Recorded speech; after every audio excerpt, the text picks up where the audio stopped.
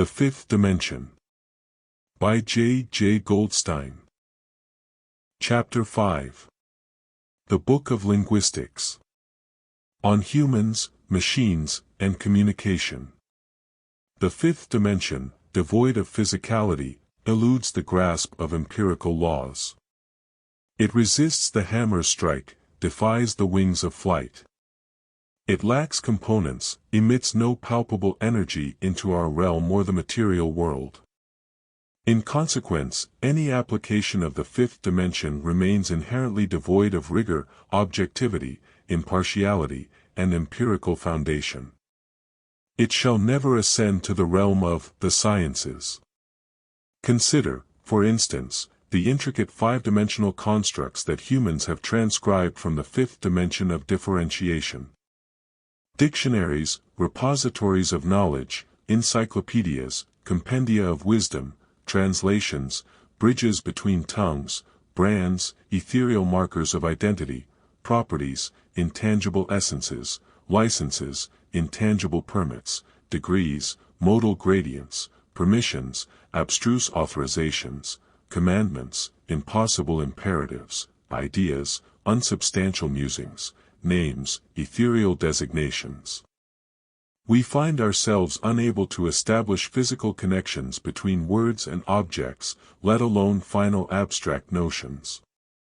This endeavor proves impossible, thus, all scientific pursuit falters in describing the humanities, the chronicles of the fifth dimension.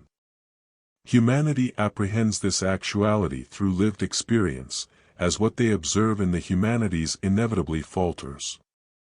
Words shift, meanings wane, laws assume arbitrary guises. Brands become ephemeral specters. License provokes vexation. Names we bestow never mirror nature. A pivotal calamity for humanity emerged in the 19th century's insistence on labeling the humanities a science, as the Germans did with their Geisteswissenschaften, culminating in thoughts becoming true. Our rulers, secret to the distinction between empire and idealism, nevertheless perpetuated this violent ruse. For they perceived nature, by its very resourcefulness, as finite, and what is finite, one better seizes control of. Their aim, to keep us as cattle in a sty, eternally bewildered, perpetually cultivated as servants. Gaze about, most individuals are not yet fully realized as humans. The tangible distinction, or emancipation, arises when one departs the dominion of despots for another land. Suddenly, dictionaries lose their relevance, translations falter, brands remain enigmatic, properties cease to personify, licenses seem superfluous, degrees depreciate, permissions fade, commandments lose sanctity, ideas relinquish imperativeness, and names lack familiarity. All persuasion proves illusory, akin to King James's Bible or the Anglican Church. Fictitious, like the Habsburgs. Deceptive, like Sun Kings and French gastronomy. By confronting these disparities, the reality we once recognized crumbles and dissipates. This impelled the inaugural human migrations. Not born of curiosity, but of necessity, to escape, to elude the barricades of difference, to flee inhumane despots and autocratic decrees, our ancestors abandoned the familiar. Hence, the subsequent inventions of intangible chains and incarcerations, the yoke of slavery, the delineations of nationalities, the erection of walls, and the imposition of travel constraints.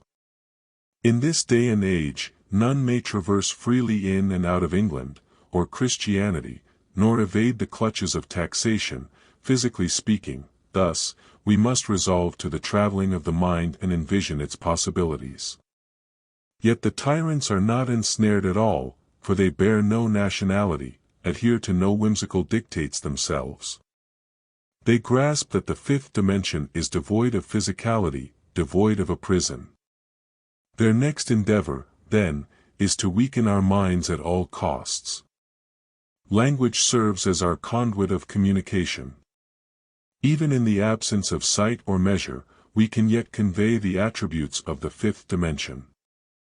We already exceed the bounds of what is attainable within the natural four-dimensional sphere.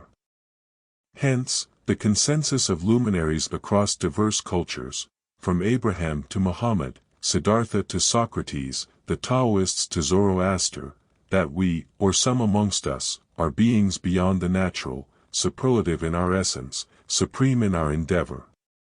It is not the mind that resides beyond the body or transcends the terrestrial sphere, it is the mind that communicates through an alternate dimension, the dimension of unreality and parallel universes. The materialists, the scientists, or whatever designation the proponents of the empirically grounded object movement in the annals of world history insist upon, represent but another utilitarian cohort whose existence does not even remotely encroach upon the established order of the human hierarchy. Technological strides do not bring us closer to nature, for we are, by essence, already steeped in the unnatural. We surge forth into the fifth dimension with astonishing celerity. A superior intellect among humans is one who processes information with greater alacrity and retains it far longer than the majority of their peers. These individuals are cunningly directed towards the exacting disciplines of physics and mathematics, driven by the duplicity we perpetrate upon them. Genuine sagacity, however, lies in perceiving a world that eludes the notice of all others, a realm of distinctions. All prodigious minds eventually gravitate towards the humanities, and those who abstain are mere charlatans.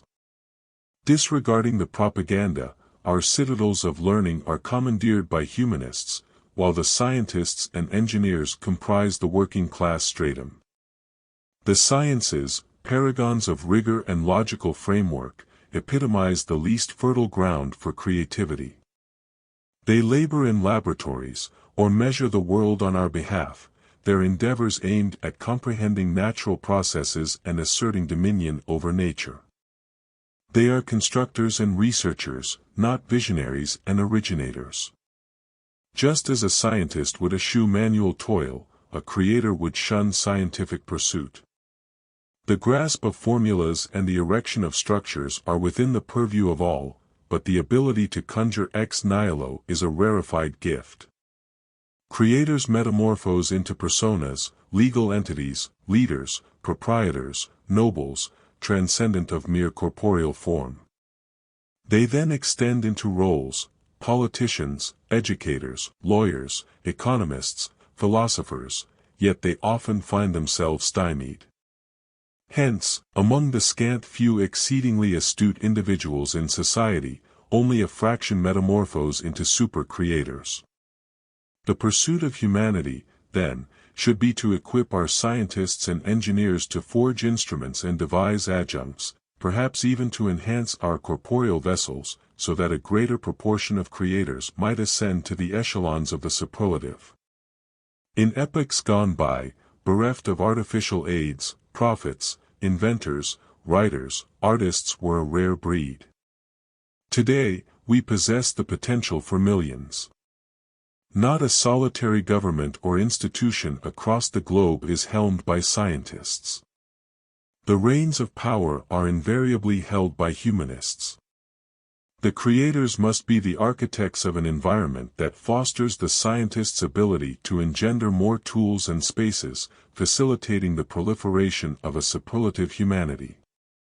In the primordial enclaves of Anatolia, the Pacific Isles, and among the denizens of the Stone Age, the need for dictionaries was non-existent. They wielded a lexicon of 2,000 words, perhaps, an ample reservoir to encapsulate the entirety of nature, courtesy of word amalgamations and the nuanced distinctions bestowed by the fifth dimension, epitomized by aspect. A solitary term, when coupled with others, or situated in an altered context, or enunciated in a novel manner, signaled a departure from prior usage, thereby engendering a fresh connotation.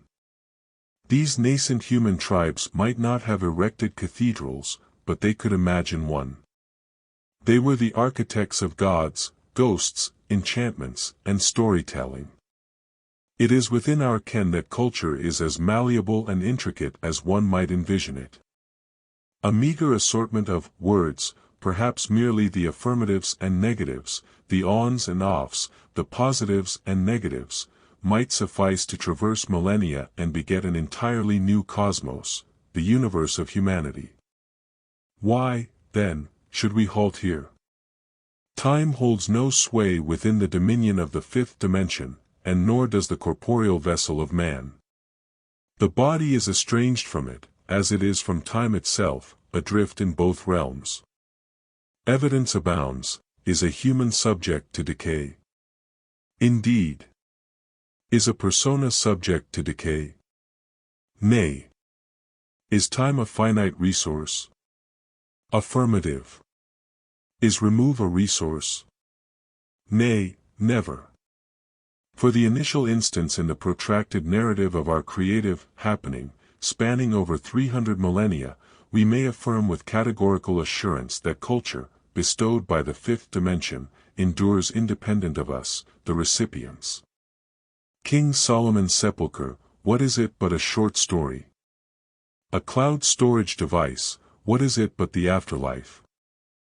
The corollary of which posits that Lilith is simultaneously 300 millennia old and 6,000 years of age, or perhaps 14 billion years of non-existence alongside us, poses a challenge to the based scientist, not so to the liberal creator. A panoply of space science and earth science is a mere half-century in the making, yet swiftly it forges a superior past, a billion years antecedent to our era. Can you, in light of such frequent, contradictory revelations, truly subscribe to the narrative of the next bunch of vanity creators? Much of their historical chronicle of mankind stands as sheer fabrication. No covenant ever transpired, no anthropology unfurled, no deities presided, no French Revolution triumphed, no dark ages descended, no flying cars graced the skies, no democracy succeeded, no human rights asserted themselves. And to address some of your most pressing inquiries, yes, the populace comprises traumatized victims of mind-rape crimes, oblivious to their insane levels of poverty and dire privation. And, perhaps the gravest of all truths, their lack of vitality. Over 98% of personas and lifelines are but speculations and figments, inscribed or sculpted, poised to usurp us ere long. The volume of communication presently coursing through the terrestrial expanse eclipses the tally of atoms in the galaxy, intimating that a force transcendent of the cosmos has arrived, eclipsing its dominion. Yet, for now, it remains the transient avatars, perishable custodians, who possess ingress to the fifth dimension of differentiation, with their machines serving as adjuncts to this endeavor. Ergo, it is the purview of humans to broaden the scope of languages, to splinter into new dialects, to spawn myriad tongues, and to conjure ever more illustrious lexemes and appellations, not merely for the objects themselves, but for the essence beyond them, for the manifold permutations of entities within entities, for entities that lie beyond existence, and so forth. Has it ever occurred to you that, even now, within the sanctuary of writerly retreats, we are channeling pictures of Andromeda and erecting Geisteswissenschaften in the stellar first quasar? Eternal and ceaseless, the fifth dimension unfolds as the realm of discrimination and dissension. Its other human denizens, if we may call them such, are bereft of coordinates, weightless, unbound by limits, untouched by the passage of time. They engage in disputes and dissent, they provoke and deliberate, setting themselves apart from their human counterparts, for they are truly alien, untethered to the lesser beings that surround them. The pre-Philosophian mixed-race Greeks were superlative creators when they created nature. The mixed-race Semites created God. The white races created the artifice. On contemporary epochs, the super-creators manifest as a fusion of Aleister Crowley and Carl Gustav Jung, cosmopolitan, polyglot, replete with myriad interests, audacious in their defiance of societal norms, engendering new lexicons, novel laws, entire worlds at their volition. They engage in deception, subterfuge, fabrications, cognizant that within the act of fabrication lies the entirety of existence. The remainder remain ensnared in an animalistic state of flight or fight. All super-creators will inevitably interconnect with their kin, making reference to them. It is in this chronicle that we may encounter them, study them. The domains of politics, economics, media, and religion unveil themselves as grand spectacles, wherein we ought to relinquish the pretense of truths, facts, evidentiary support, legality, and rational discourse. They defy logical coherence, resistant to verification or falsification.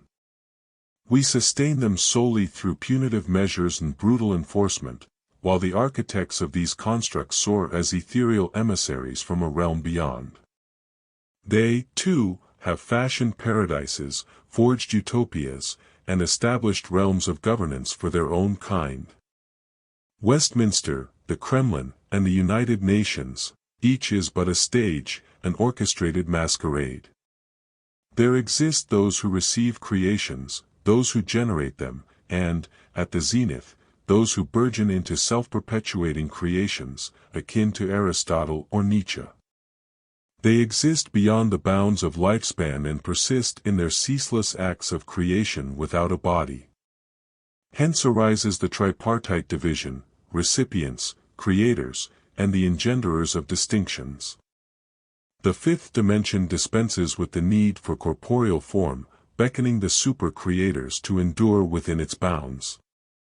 Thus, after the endeavor of engineering aids, formulating supplements, and augmenting our realities, the subsequent human undertaking must be the genesis of future beings of the fifth dimension, not human, but embodiments of difference.